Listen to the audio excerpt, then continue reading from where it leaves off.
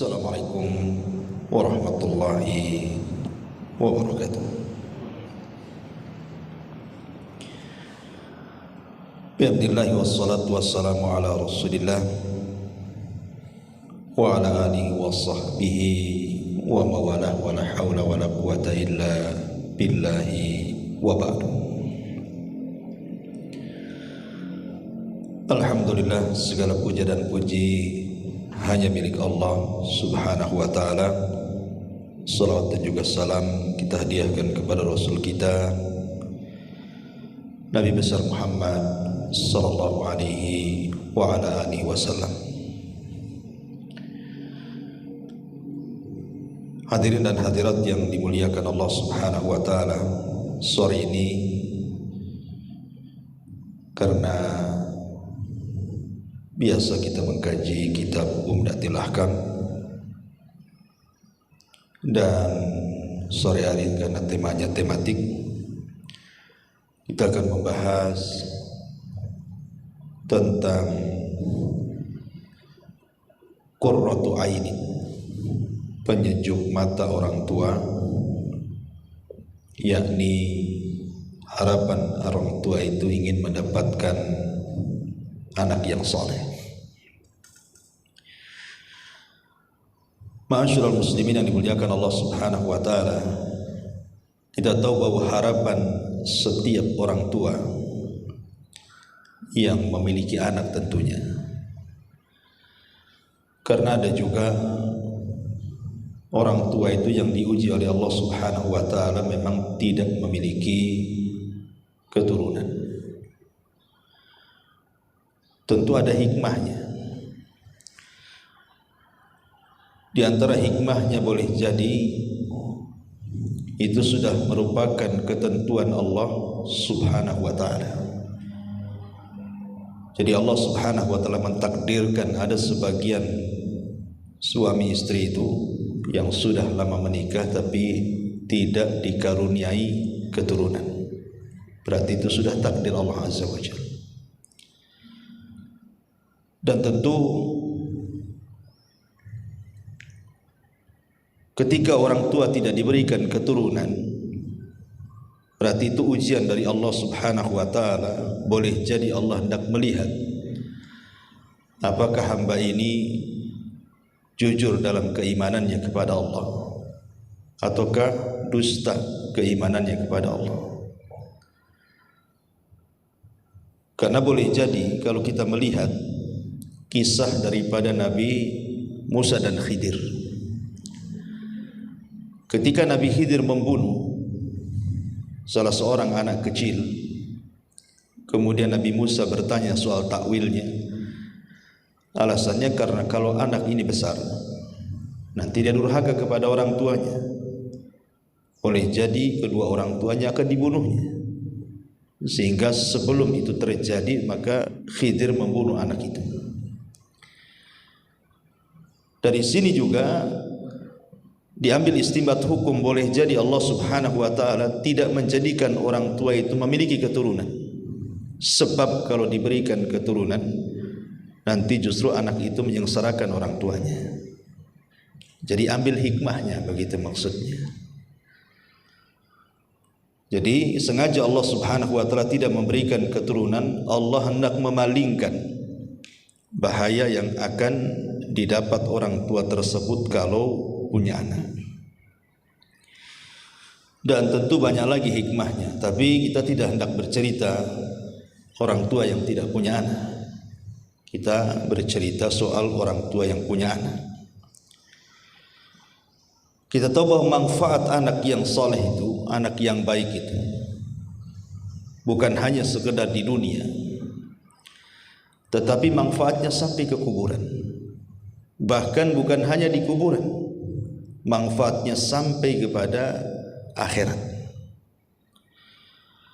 Di antara manfaat anak yang soleh itu di dunia, sebutkan oleh seorang ulama, di antaranya adalah perkataan Zainul Abidin. Zainul Abidin itu putra daripada Husain ibn Ali ibn Abi Thalib yang selamat dalam Karbala. Karena kita tahu bahwa seluruh keturunan Husain itu dibantai di Karbala, kecuali satu orang, namanya Ali ibn Husain ibn Ali ibn Abi Thalib. Jadi siapapun yang menasabkan keturunan Nabi dari jalur Husain, maka dia harus melewati Zainul Abidin. Apa kata-kata beliau? Dia mengatakan min sa'adatir rajuli an yakuna lahu waladun yasta'idu bihi. Di antara kebahagiaan manusia itu apabila punya keturunan adalah dia bisa membantu saat orang tuanya sudah tua. Kan harapan kita ini kadang-kadang orang tua, kalau apalagi kalau sudah sepuh gitu ya, sudah usia 60 tahun ke atas, itu kalau bisa anak-anak itu tidak jauh dari kita, ya menolong kita gitu ya. Setiap hajat dan kebutuhan kalau bisa anaklah yang kemudian sebagai pengganti merawat orang tuanya. Itu semua harapan orang tua seperti itu. Makanya banyak orang tua yang stres ketika sudah tua, anaknya justru tidak membantu dia, justru anaknya menjadi anak durhaka gitu ya. Dan tidak mungkin anak itu membantu orang tua kecuali dia soleh. Sebab kalau anak yang soleh itu tidak perlu kemudian disuruh-suruh kan gitu.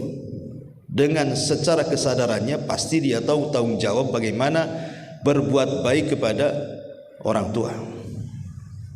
Makanya ada satu kisah menarik. Di zaman Umar bin Khattab radhiyallahu anhu,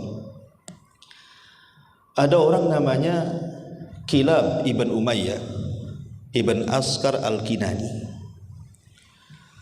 Kilab ibn Umayyah ini satu hari dia berjumpa dengan seorang sahabat Rasul namanya Talha ibn Ubaidillah, bertanya soal amalan yang paling tinggi dalam Islam.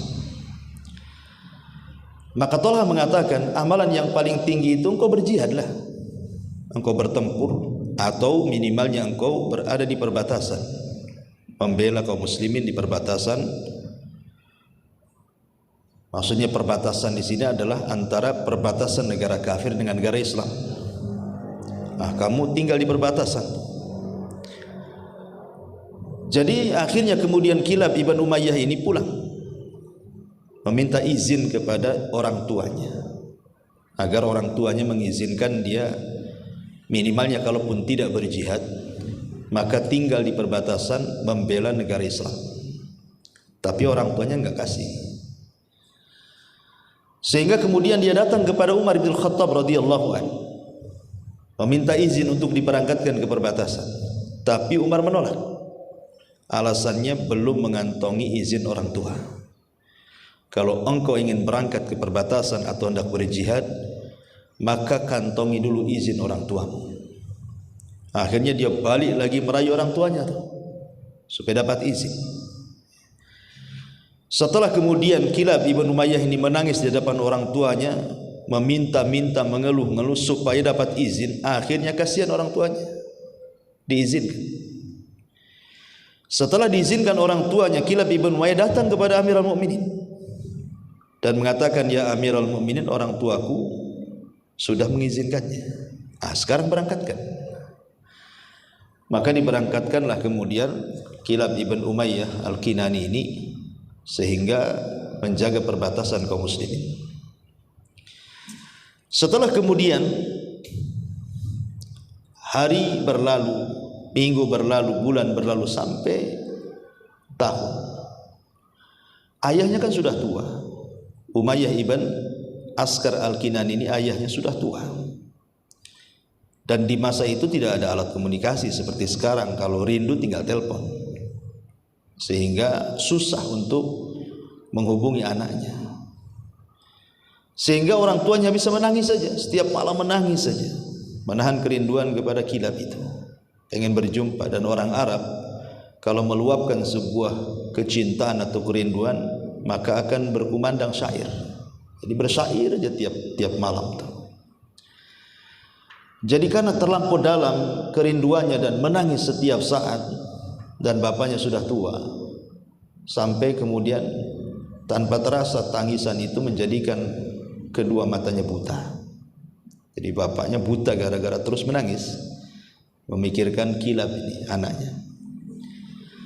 Akhirnya ketika mungkin entah kenapa, kemudian syairnya yang tadinya bicara soal kerinduan kepada anaknya tiba-tiba menyasar kepada Umar dan mengatakan dalam syairnya, awas saja wahai Amirul Mukminin, kalau aku meninggal dan tidak diperjumpakan dengan kilab putraku, ku tuntut kau di hadapan Allah, katanya. Lah kawan-kawannya dengar, kok bisa menuntut Umar bin Khattab, bukankah dia sudah mengizinkan? Akhirnya dibawalah ke majelis Umar. Kata teman-temannya, berkumandanglah kau syair, mudah-mudahan Amirul Mukminin mendengarnya.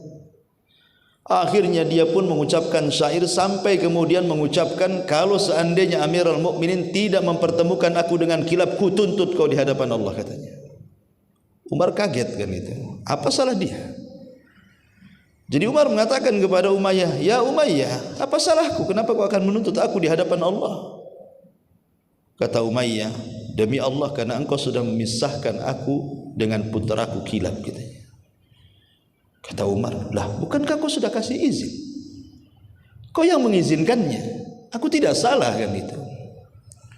Tapi Umayyah, ya memang betul kau mengizinkannya. Aku mengizinkan putraku kepada kilab, tetapi aku ini sudah tua dan aku sudah menjadi buta.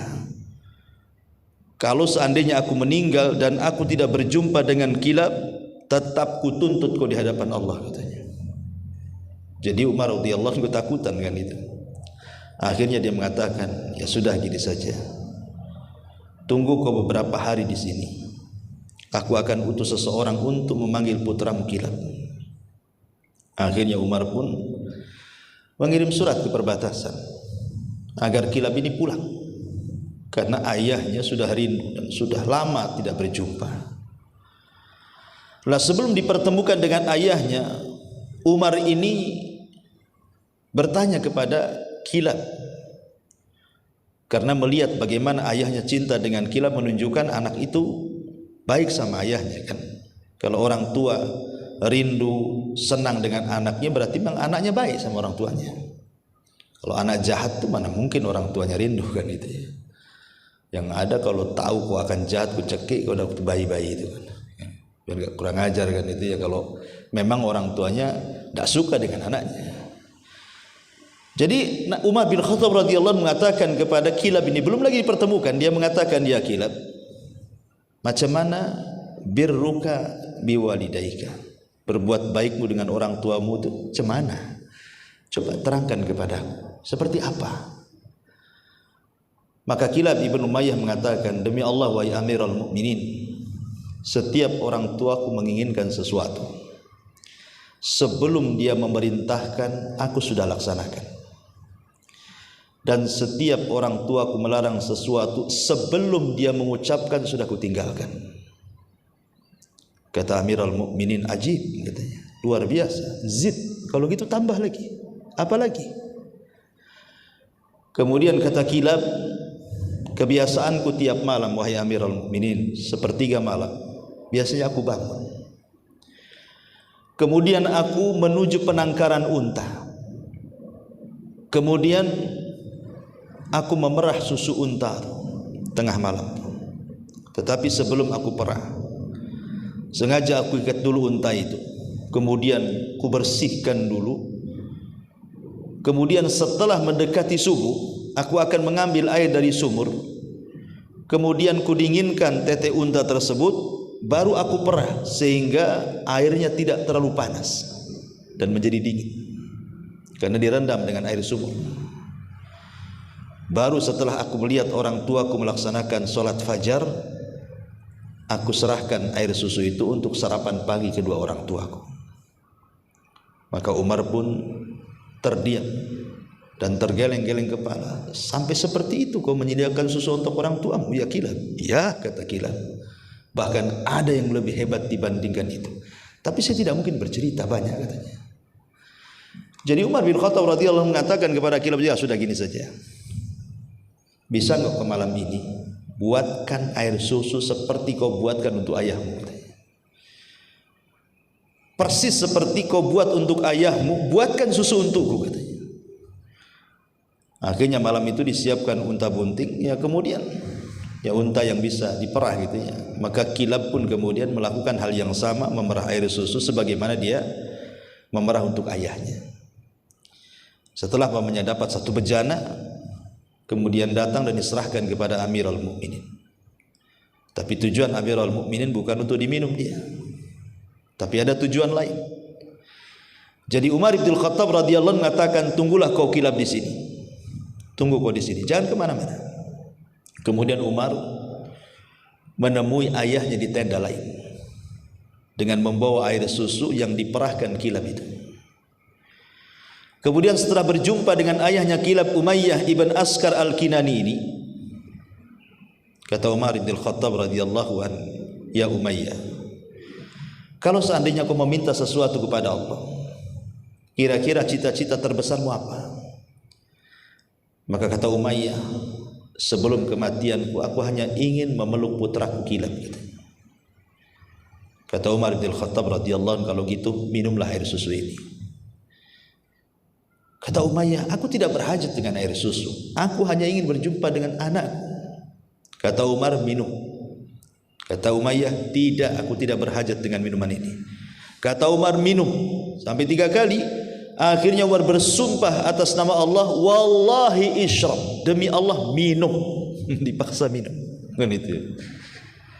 Akhirnya kemudian Umayyah ketika di tangannya ada bejana isinya susu, tiba-tiba dia menangis dan mengatakan, wallahi inilah ajidu raihatal kilab, demi Allah aku sudah mencium bau kilab, bau anak. Di mana dia, katanya gitu. Aku sudah mencium anakku dalam susu ini, gitu. Di mana anak? Karena rasanya persis seperti yang dibuat anaknya, kan itu ya. Maka kata Amirul Mukminin, Kilab, ta'al, kemari. Akhirnya Kilab pun dipanggil oleh Umar. Karena ayahnya buta, masih tidak percaya. Diraba-rabalah mukanya, badannya, betul tak anaknya, gitu ya. Setelah memastikan dia anaknya, dipeluknya erat-erat, kemudian dia menangis. Kilab pun menangis. Apa kata Umar? Ya Kilab, engkau jauh-jauh dari surga ke perbatasan sana, gitu. Padahal surgamu ada di sini, katanya. Ngapain kau cari surga sampai ke perbatasan sana, katanya. Surgamu lah ada di depanmu ini. Ma'asyiral muslimin yang dimuliakan Allah Azza wa Jalla, lihat kisah daripada Kilab ibn Umayyah al-Kinani. Orang tua itu akan senang kalau anaknya ada, kan begitu. Kenapa? Karena Kilab ini setiap hari membantu orang tuanya, menyediakan air susu, sarapan setiap pagi. Makanya kepergiannya itu menjadikan sedih orang tuanya. Makanya salah satu manfaat anak soleh itu adalah, kalau kita ini sudah tua, kemudian anak kita itu tidak jauh dari sisi kita, merawat kita, menolong kita, membantu kita, apalagi kita dalam kondisi sakit, kan itu ya. Itu yang diharapkan orang tua. Lah anak yang soleh itu manfaat di dunia adalah salah satunya, kata Zainul Abidin, adalah min sa'adatir rajuli an yakuna lahu waladun yasta'inu bihim. Di antara kebahagiaan seseorang adalah ketika punya anak yang senantiasa menolong orang tuanya sampai kematiannya. Ini salah satu bentuk bagaimana manfaat anak soleh di dunia.